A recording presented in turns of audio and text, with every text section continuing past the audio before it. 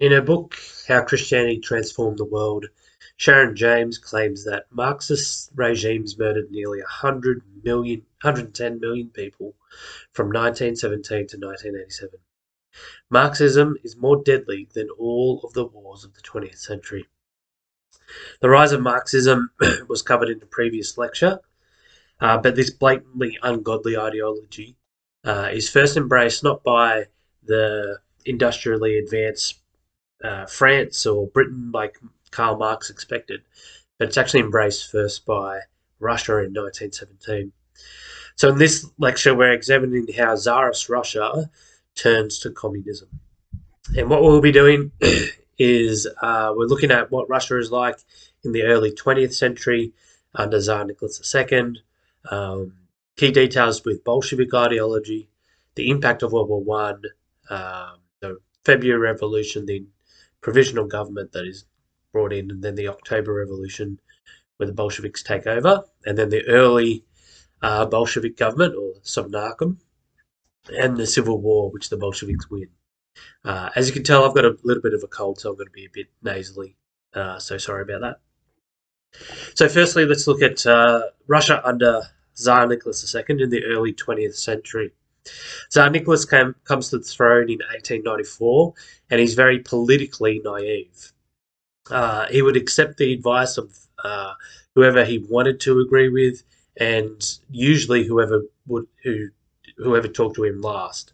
And so he was seen as someone who was very changeable, malleable, but not in the good sense. And some of the Duma or some of the political leaders, they said that he wasn't even fit enough to run a post office, let alone a country. He ruled as an autocrat, and he very much expected his subjects to give him unquestioning obedience. The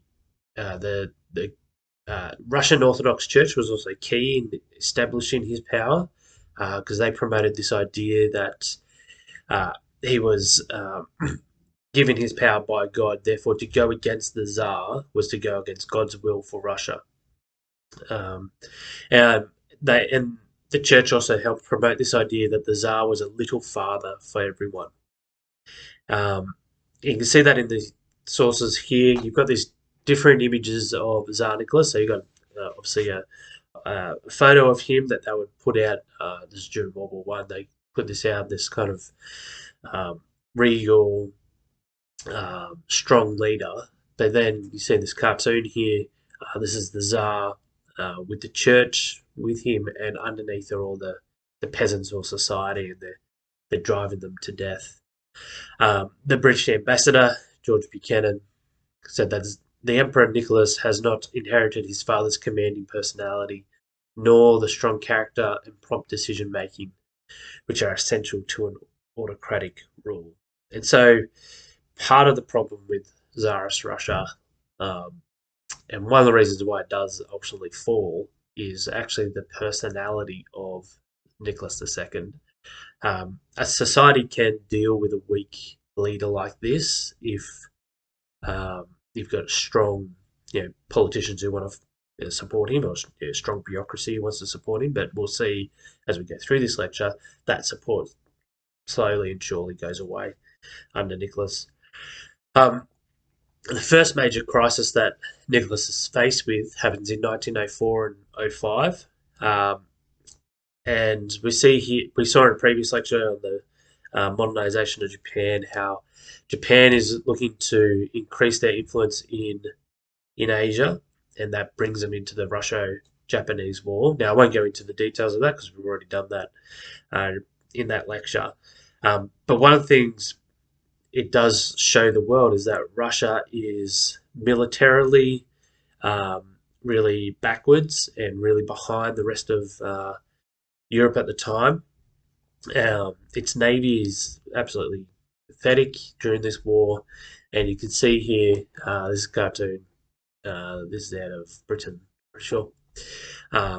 Little small Japan here is actually beating the snot out of the Russian bear, and that's the way people interpreted the Russo-Japanese War. That It was a really embarrassing blight on the Russian prestige in Europe, and particularly on Tsar Nicholas. People would obviously they go to the top and they blame Tsar Nicholas for how they've performed. So that's what's happening internationally, but locally in Russia, there is in January of 1905. There's a demonstration or a march led by Father Grigory Gapin, and he is leading tens of thousands of workers to the Winter Palace to hand in a petition to Tsar Nicholas on behalf of the workers. And the petition was trying to get an improvement for working conditions, and they were asking the Tsar to step in on their behalf.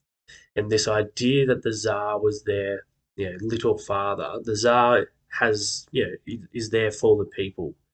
The Tsar will help us out, and so they've. This is not an angry march to try overthrow the Tsar. This is actually a peaceful march in order to get the Tsar's help for better working conditions for these people. And there's a over 135,000 signatures on this petition, so it's quite significant. And they carry pictures of the Tsar trying to show, we want your support. The Tsar Nicholas, though, he's not actually at the Winter Palace that day, but the the soldiers there, the Tsarist soldiers defending the palace, they lose their cool and they actually open fire on the protesters. There's like with any kind of event like this, there's wildly different numbers of people who were killed. Some say it's up to 800. It's probably around 200 protesters actually killed. And it's a really bad look for the Tsar. So Tsar Nicholas doesn't come out of this looking good. You can see here he's ruling on a throne, and people are dying in front of him. And this one is particularly interesting out of America. This cartoon about this idea that discontent is growing and it's going to explode soon. And this is in the aftermath of this revolution. Um, and so there's this idea that discontent within Russia is spreading, and it does spread. Not this debacle at the Winter Palace starts to spread revolution, and it's very close. The Tsarist regime gets pretty close to actually being overthrown. Um, but in response, what Nicholas decides to do is he decides to publish what's called the October Manifesto, and it promises a more democratic political system. He creates a thing called the Duma, or a parliament, and the parliament is there to vote on decisions, to kind of introduce laws, have them voted on. But in reality, Tsar Nicholas retained all the power to veto any proposals made by the Duma, and he could actually appoint politicians or get rid of them. And so, even though on the outside it looked like, hey, we're heading to a more democratic society, in reality, nothing had really changed. But one thing that did change was that this whole affair in 1905 really weakened Tsar Nicholas. It made him look like a weak ruler because he'd compromised some of his power by giving it, at least outwardly, giving some power to the people. And so people like the Bolsheviks saw this as a potential weakness that they could try exploit. But the Bolsheviks don't have much to do with the 1905 revolution. Lenin will regret that. This was possibly a time they could have done something, but they actually don't.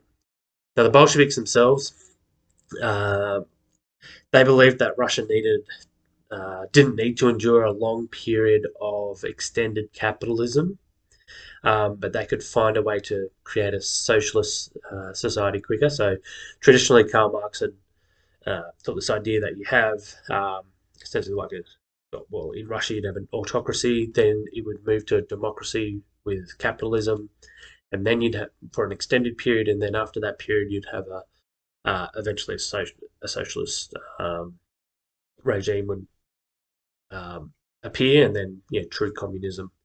But Lenin doesn't think that that is necessary in Russia. You don't need an extended period of capitalism. We could actually do the revolutions really quickly. And so his aim is to assist the creation of a socialist society as quick as possible. And this new society would be a modern and industrial one where the government owned all the important resources. He also believed that once the revolution had begun, you would have the peasants would create a dictatorship of the proletariat.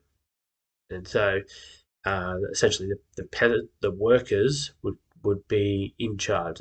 They would be a dictatorship. And he anticipated in this whole process that you needed revolution, you needed violence. And so a civil war, for example, was actually needed for this whole revolution to succeed. So, uh, like I said at the start of the lecture, we will be looking at the um, Russian Civil War. And so that's not a uh, unforeseen consequence. That was something that the Bolsheviks needed to actually happen. Lenin did believe that it's really not necessary for us to cooperate with the government or with anyone else, even other socialist groups. We don't really need to cooperate with them. We can just do all this ourselves. Um, but they do have a very limited impact from 1905 to 1914. They don't really achieve much. Lenin is in and out of the country, mostly out of the country.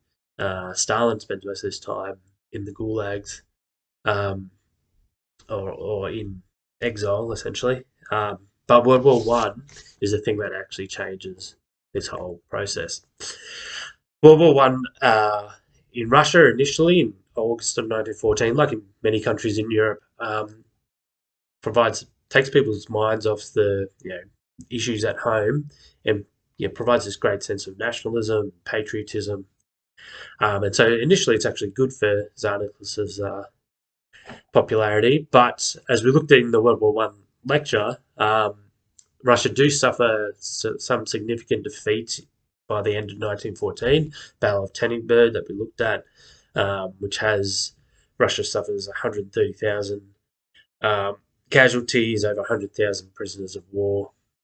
The second battle, the Battle of Manchurian Lakes, once again, a whole army unit is surrounded and are forced to surrender. So here, some terrible defeats, particularly against the Germans. And to make it even worse, by the middle of 1915, there's some real issues in the Russian army. The conditions in the trenches are horrible for the soldiers, but more importantly than that, a lot of soldiers are going to the front without adequate supplies, and so they're short on rifles, ammunition, uniforms. There were By mid 1915, Russian soldiers were going to the front without weapons, and so they got told, "You find a rifle, you find a weapon off a dead soldier on the way, and hopefully you can get one."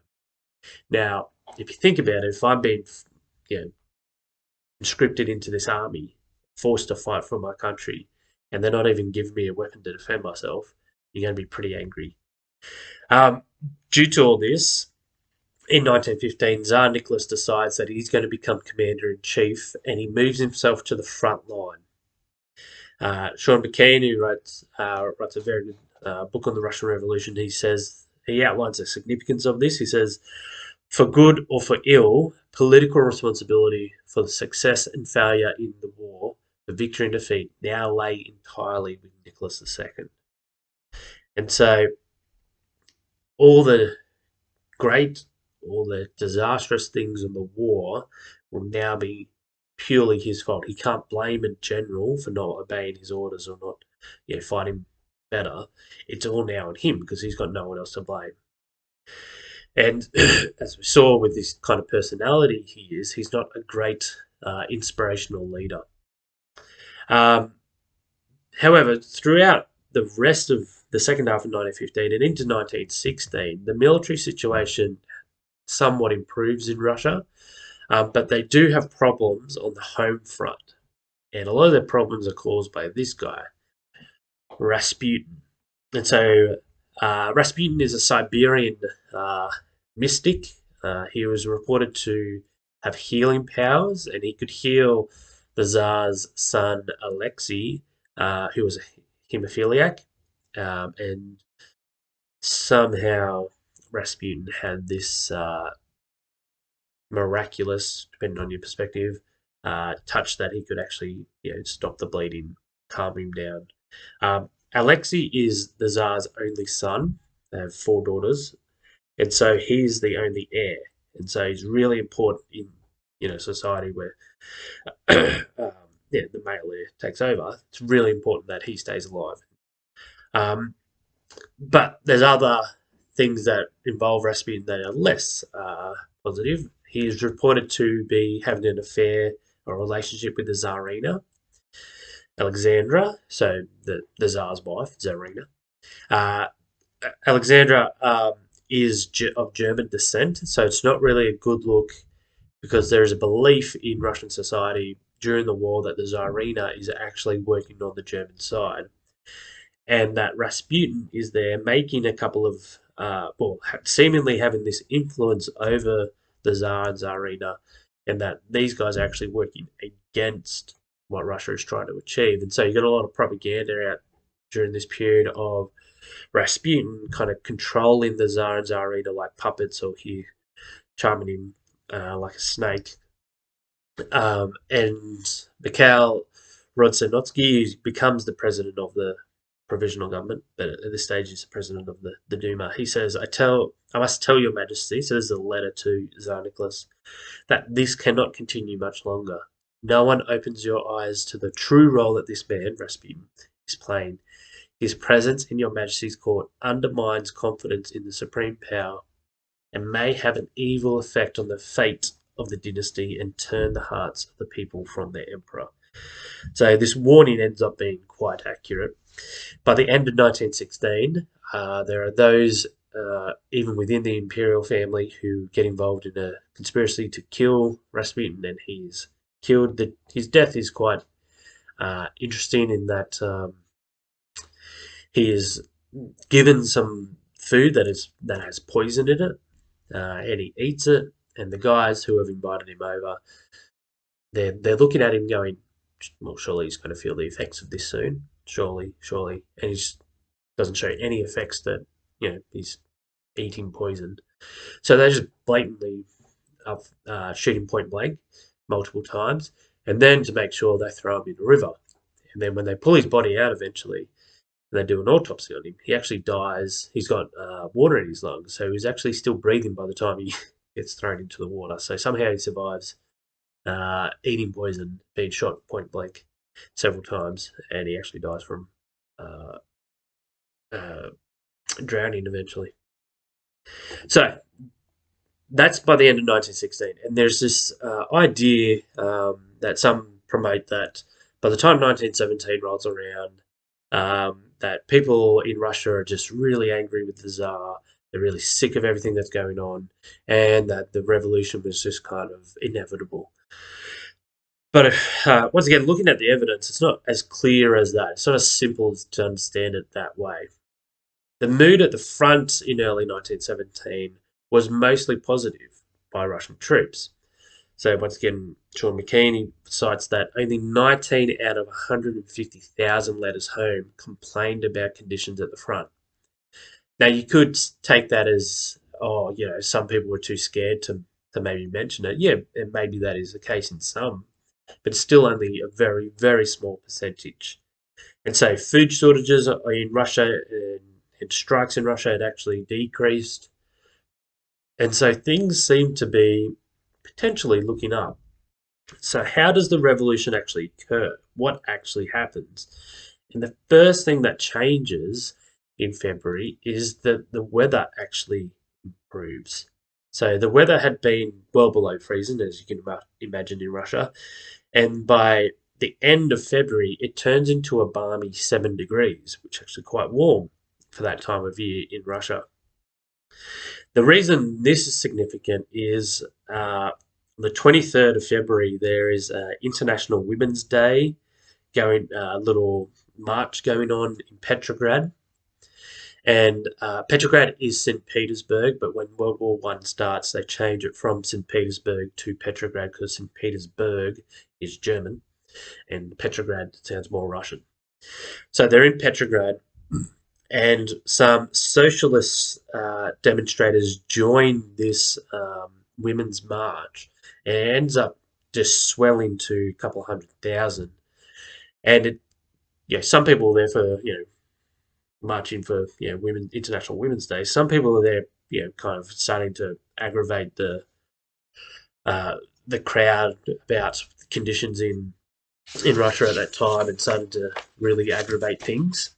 Um, and so what you have over the next few days is that the crowd continues to swell up to 200,000, and the mood becomes a lot more sinister over the next few days. Now, this wouldn't have been possible if the weather actually hadn't allowed them to get out there and do that. If it was still freezing, you wouldn't have this amount of people. So, ironically, the weather is actually one of the main contributors here. What Nicholas does in response is he orders the police and the armed forces to go in and stop it. And he thinks he's achieved this, but then the tension isn't removed and it actually just swells and kind of outbreaks somewhere else. And most importantly, the next place that there is an outbreak is not with the workers, but it's actually in the army and in the army barracks at Petrograd. And so they mutiny against their commanders. So violent and deadly rioting followed the next few days, and on Monday, the 27th, red flags flew over the Interior Ministry in the Okhrana. The Okhrana is the Tsar's special forces. What will turn to the Cheka and then eventually the KGB. And so they're in charge of. They've got all the secret records of people, and so by the 27th of February, essentially the socialist groups control these two important areas within Petrograd. What happens is the Tsar Nicholas decides he needs to go back to Petrograd and deal with this. So he sends troops to Petrograd in front of him to kind of deal with this problem. And he decides he's going to actually return home, but he doesn't do it directly. He actually takes an extra day. He doesn't go directly to Petrograd. He decides to take his time. And so he's on the train for an extra day, which ends up being critical for him because he's out of reach of people, particularly his wife, the Tsarina Alexandra. And so there is a debate, and I think there is some validity to this, that if the Tsarina had been with Nicholas, there's a good chance he wouldn't have abdicated the throne, but he does. Mikhail Rodsenenko, he's declared to be the first president of the Provisional Government. So this new government is now being declared. And this is all while Nicholas is on the train. And so by the time when he hops on the train, he's in charge of Russia, technically. By the time he hops off the train, he's essentially lost control of the country. And he loses actually control of his own train. And so the new provisional government actually redirect the train that Nicholas is on to Petrograd. And see, in all of those situations that Nicholas realizes he's lost control of this country. And so on the 2nd of March, 1917, he abdicates the throne. Technically, he gives it to his brother, but his brother doesn't want it, so he gives it up. All the while, Germany is watching this, and they've got a trump card to play. So Germany want Russia out of the war as soon as possible so they can send troops from the Eastern Front to the Western Front to defeat the British and the French on the Western Front. And so they send in their trump card, which is Vladimir Lenin. So Lenin, who had been in exile in Switzerland, he returns to Petrograd in April of 1917. And he urges his supporters that with the first stage of the revolution has happened, but now we need to actually progress into the second stage. And so he urges his supporters to not cooperate with the provisional government, and he's going to advocate this. We need to get out of World War One, and so he's promising the peasants of Russian society, we're going to give you land, we're going to improve working conditions for all the workers of Russia, and at the same time, we're going to get out of this war that we've got no chance of winning. They order the Petrograd Soviet. They issue Order Number 1, which tells all the Russian soldiers to not follow the orders of the Provisional Government. During most of 1917, the Provisional Government are kind of officially making the laws, but they have to also work together with the Soviet Petrograd Soviet, particularly because they have this kind of dual power. So the Petrograd Soviet are kind of the power behind the power, and in order for the Provisional Government to get anything done, most of the time they need the Petrograd Soviet on their side. So from April to June 1917, the revolution moves to the front lines, quite literally. And so there's a battle on the front lines within the Russian army about who they're going to follow. Are they going to be on the Provisional Government side, or are they going to follow the Bolshevik side and have a socialist revolution? And so the government under Kerensky, they're trying to stop Bolshevik representatives going to the front. The German army is very clever during this period, and they choose not to attack because they know what's happening on the Russian side. And if they attack, they're going to unify them, and that's not a good look. And so Germany just sit back and just watch them essentially eat themselves. Slowly but surely, Bolshevik anti-war position takes hold, and it starts to turn the troops against the war effort. And we see this in an example of this is in June 16th, 1917. Russian advance in Galicia, and they're taking land from the Austrians. And then there's a soldier named Moroshkin, and he convenes a Soviet on the front lines. And he's got all the soldiers around him, and he says, "Comrades, whose land are we on anyhow? Let's give the Austrians back their land and turn to our own borders. If they try to go further, over our dead bodies." So this idea that this land is Austrian land, why are we taking their land from them? We don't have a problem with the Austrians. If they want to come take our land, sure, we'll defend it. But they're not trying to take our land. We're taking their land. The unit doctor read from the Bolshevik paper and the men agreed that ours we will not yield, as in our land, but others' land we do not seek. And so this idea, you can see here how this Bolshevik idea and socialist idea of we're not going to take other people's land, land is there for the people, has really taken hold. General Erdely, in spite of our victory on the 18th and 19th of June, a conviction prevails that the troops have done their share and are not obliged to keep an uninterrupted advance. So that by mid-1917, there's a growing sense on the front line that they've done their bit. And it's not we've done our bit because we want to go home and go back to life as normal. We've done our bit because we don't want to take anyone's land. Plus, there's rumours back in Russia that land is being parcelled up, and here we are at the front line going to miss out on that stuff. And so desertions from the Russian army during this period have increased significantly because they've got this idea that they're going to miss out on what's happening back in Russia, and they're going to miss out on the redistribution of land. Sean McCann, just as he had vowed to do in Switzerland, Lenin had turned the armies red. In July, the Bolsheviks try to take over. They have a push, a coup d'etat in French. Push is the Russian or German version. There is no English version of a push or a coup d'etat because it doesn't really happen in an English-speaking nation. And so the Provisional Government charge Lenin, and they kick Lenin out. Well, Lenin flees the country. And a lot of Bolsheviks get taken to court. And so they kind of go into hiding in July and August. But in August, something fortunate for them happens. Kerensky, who's in charge of the Provisional Government, and his leading general, Kornilov, they actually turn against each other. Kerensky accuses Kornilov of trying to plan a right-wing military coup against him. So essentially, that the military is going to try to take over Russia and take Kerensky's power.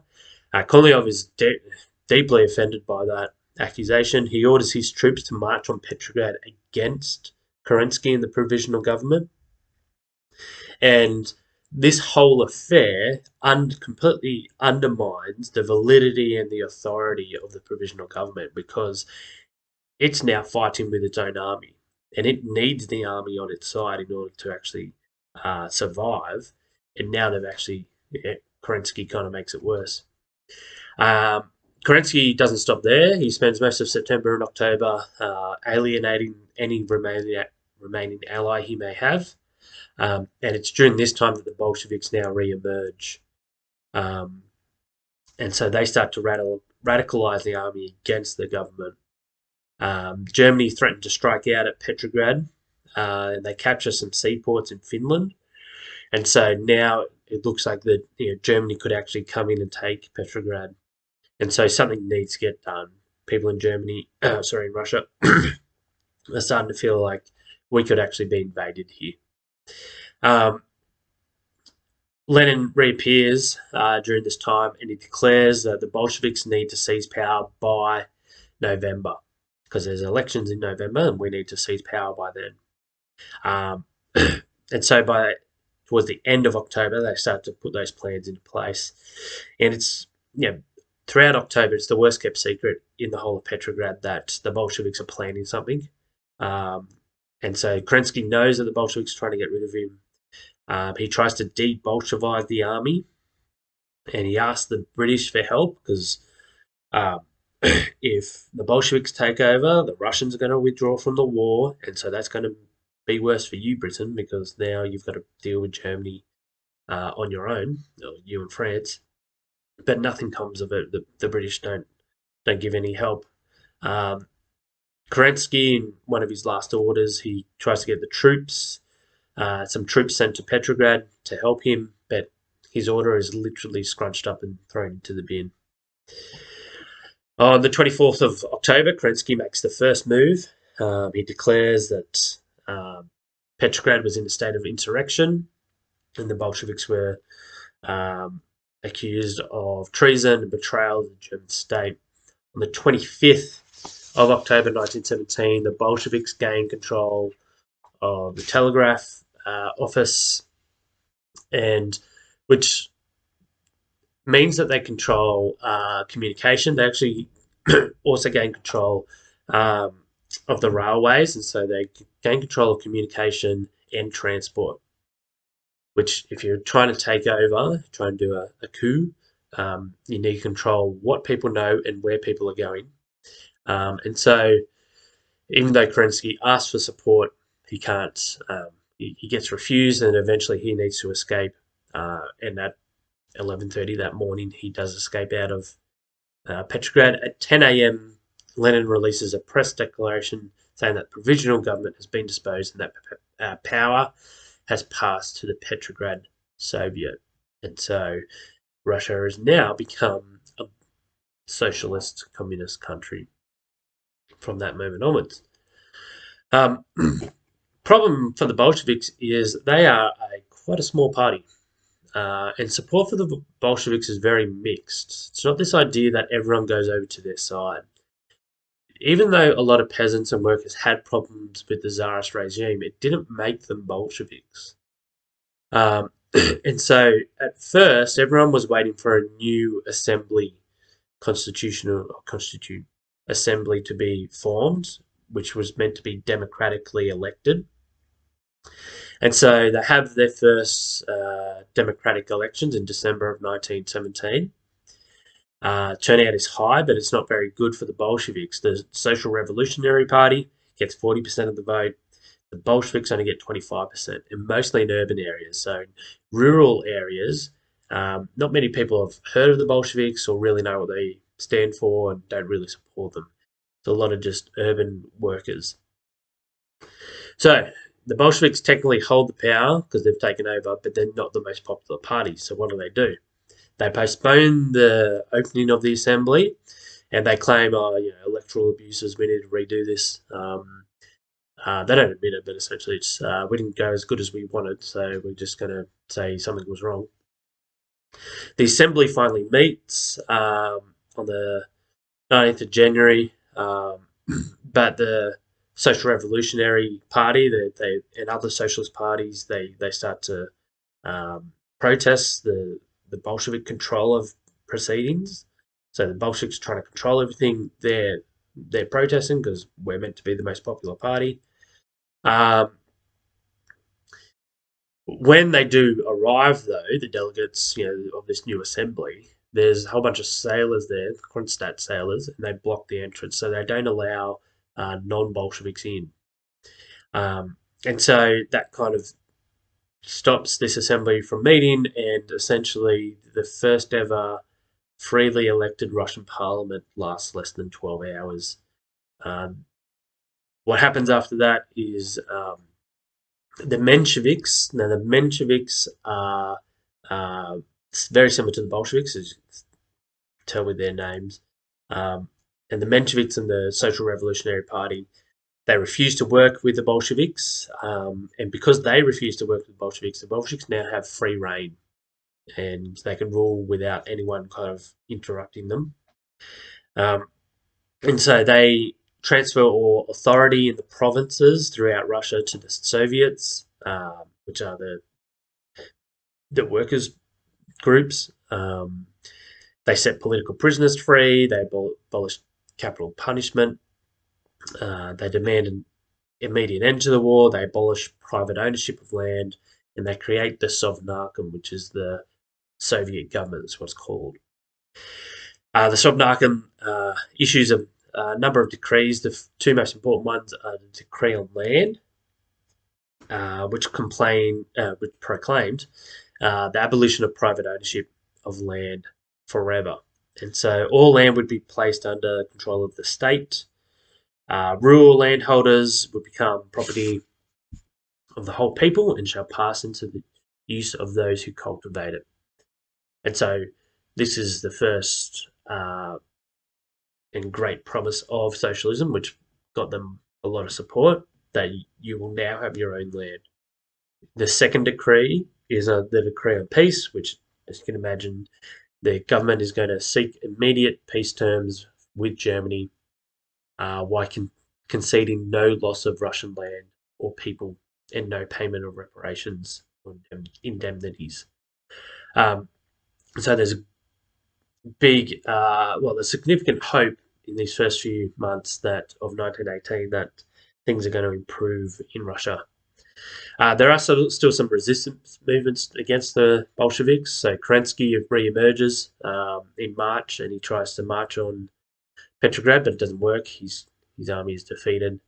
And so the Bolsheviks now, for the start of 1918, have to kind of Bolshevize Russian society. And the first group that they're aiming at is the civil servants, so people who work for the government. But the problem is the civil servants aren't that keen on the Bolsheviks. And so the rail union, the telegraph workers, transport workers, teachers all go on strike. And there are a significant number of banks who refuse to release to the Bolsheviks their funds. And so even though they had power at this stage in the early 1918, the Bolsheviks are still a very small group in a very big country. And so because of all this resistance they're facing, they now need to set up this thing called the Cheka, which is their secret service slash police force, terror police force. The Cheka starts to really brutalize the civilians, and they want Russian society to know, if you go up against the Bolsheviks, if you want to resist them, then we're going to come after you. They're kind of like the Gestapo in Nazi Germany. And each local Cheka group had its own methods of how to actually do this. So some groups, Kharkov, they use what's called the glove trick. And so you'd burn the victim's hands in boiling water until the blistered skin could peel off. And so you would peel their skin off their hand, and it would make a glove. a glove of their burnt skin. Other checker groups would saw people in half. Some would put their victims in a barrel, and it would have nails going into it, and then they would roll them down the hill inside the barrel with nails in it. And so that's the kind of things that the checker would do. And it's all just got the same message. If you resist us, this is what's going to happen to you. And so for all the great promises on, the decree of land and peace, this idea that, we're here for the people. We're here for the people as long as you agree with what we say. As well as doing that, so the checker, they also are really keen on censorship. So they closed down all opposing newspapers, particularly other socialist parties as well. So it's this idea that we're the only true socialist group. By the end of 1917, various political parties had been banned. Those in the civil service were purged. The legal system was replaced by one that is pro-Bolshevik. Anyone who was perceived to be an enemy of the state were dealt with, and the only acceptable form of address to someone was comrade. And so it's this idea that comrade, in the positive sense, everyone is on the same level. There's no, lords, ladies. There's no hierarchy. But the same idea, or same way that comrade is also gives off this military sense where we're fighting people. Despite all of this, in 1917, 1918, and all that's happening internally, externally, Russia can't hide the fact that, and the Bolsheviks can't hide the fact that they've got German troops on their border, and German troops who are threatening to move on Petrograd. That threat is still there, and Lenin knows this. And so he saw the continuation of the war as one of the key reasons Kerensky's power goes from him, and why they're able to take power. And so they view that, we need to get out of the war as quick as possible, because that's what destroyed our predecessor, and we don't want that to happen to us. And so he says that we need peace with Germany at whatever the cost. Negotiations begin at Brest-Litovsk in December of 1917. By mid-February the next year, the talks are breaking down. Trotsky has been sent there, Leon Trotsky. He's Lenin's delegate there. Trotsky's saying that the Central Powers, their terms are too harsh, and their demands for territory are just unacceptable. And so what happens in mid-February, is that the fighting starts back up again. Germany start to advance again. And Lenin and Trotsky realise that for Russia, in its weakened state, it can't deal with this. And so it's going to have to accept the terms of the treaty.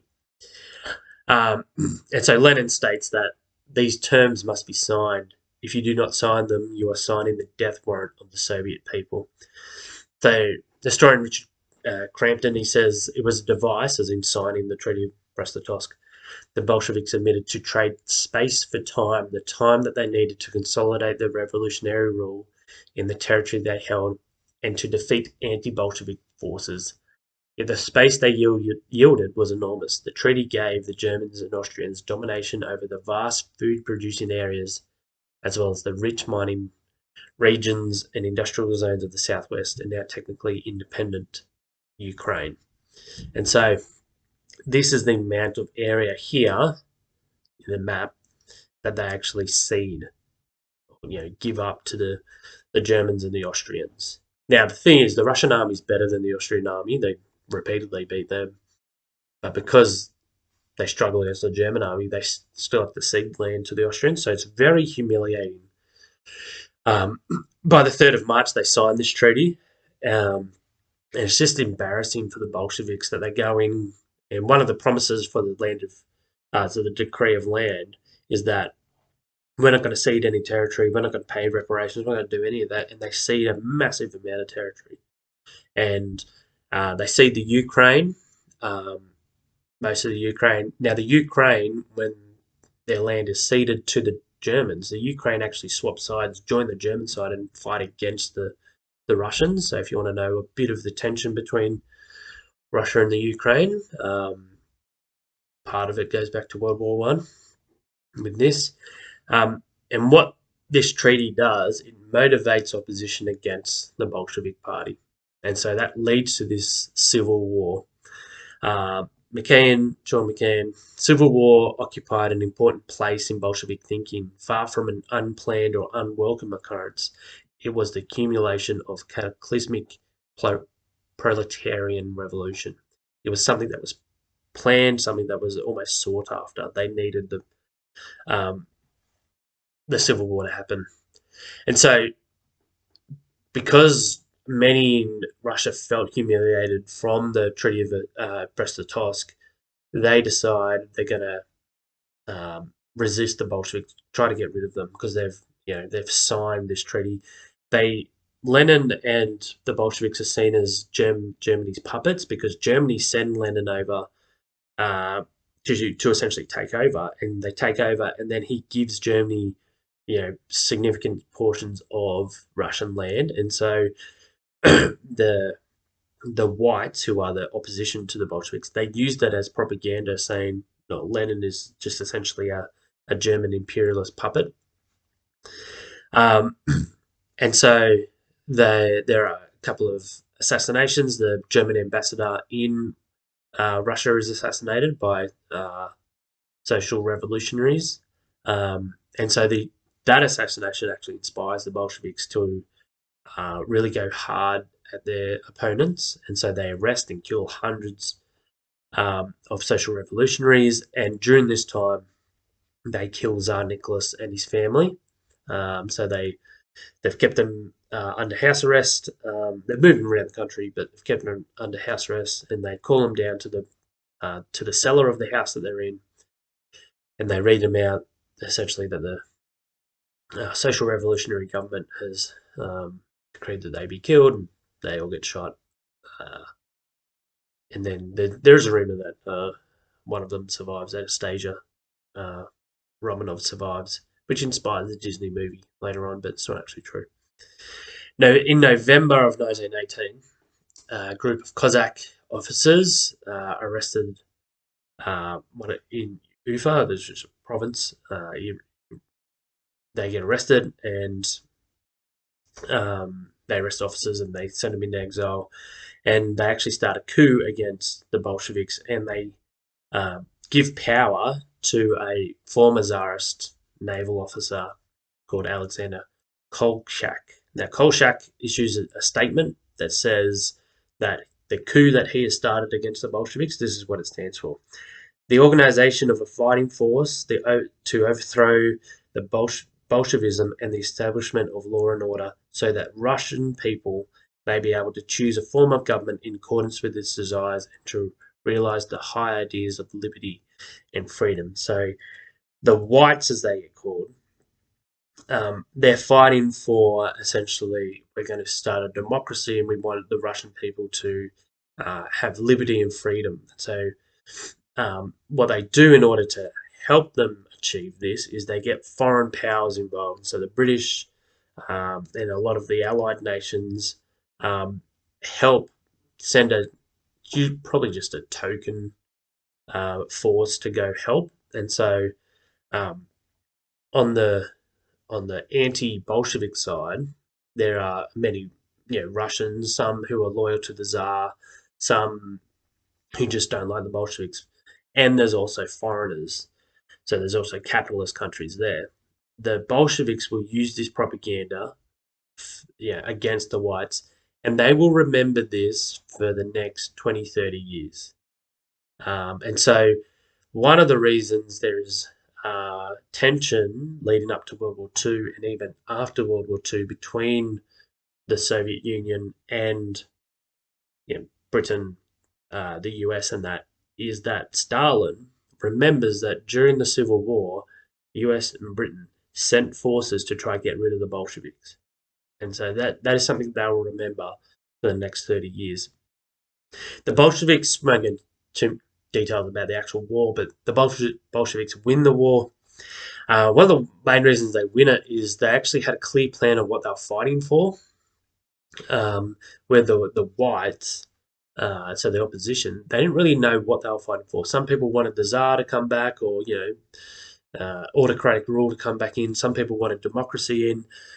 Some people wanted a capitalist society. Some people still wanted a socialist society just to get rid of the Bolsheviks. And so they were really unsure of what a post Civil War Russia would look like.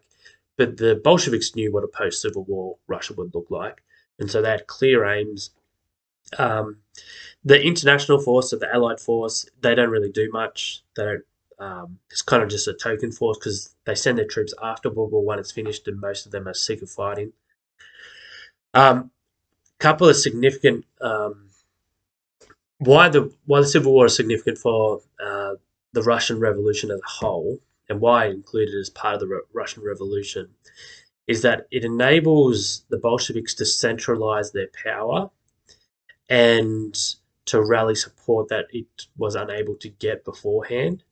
And after the Civil War, it was essentially, we're now the power in Russia. So we've got rid of our enemies. Not that they never have any more internal enemies, but it's just significant that after after the Civil War, there's no real big uprisings against them in the 1920s. There are internal issues, but there's no real big significant uprisings against them. And so they're able to just consolidate their power and essentially show Russia, the Russian people, we're here to stay. We've won the war. We've defeated our enemies. We now hold the power.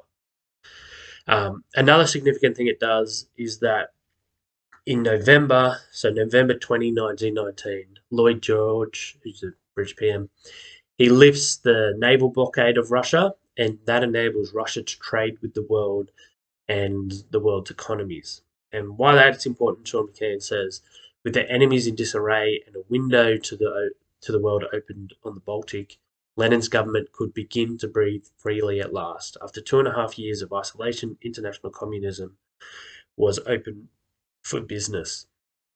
And so the Civil War actually enabled the Soviet Union, but enabled the Bolsheviks to actually be now counted as part of the international community, because it was now seen as the power.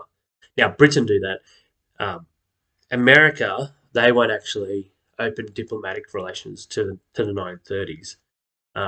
But a lot of international powers do now start to trade with Russia, or trade with the Bolsheviks, and that is a sign to the international community that this is a legitimate government that is here to stay.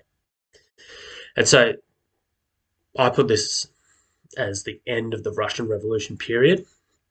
And when we talk about the Roaring Twenties, I'll go into a bit more detail about what else happens in the 1920s in Russia.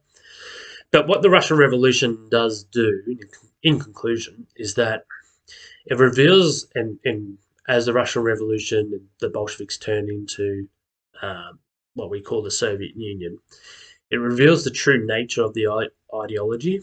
And so it's an ideology that not only wants to forget God, but actively rejects and suppresses God, which is the true one of the key components of Marxism and communism. And so here we see a society that is just rejects God. What does that society look like? And communist Russia is an example of such a society. I know left wing and socialism is increasing in popularity, and people in their teens and 20s and 30s. And as even the ABC report, a lot of them don't understand what socialism really is. And so they think it's great because it sounds like, oh, we equally share society's wealth together. But what does that actually mean in reality? Well, if you look at two countries that brought in socialism, Russia and the National Socialists, or the Nazi Party, you see two examples of what socialism looks like in history, and they're not great examples. Some resources on this I've been quoting from Yuval throughout the lecture. So Sean McKean's book, The Russian Revolution, it's not Christian, but it's a very, very good book. I'm going to put this up as something if you want to read. So what was happening with the church during the revolution? It's an interesting article on the Russian Orthodox Church and how how it was persecuted and that during the revolution. In my emails there if you got any questions.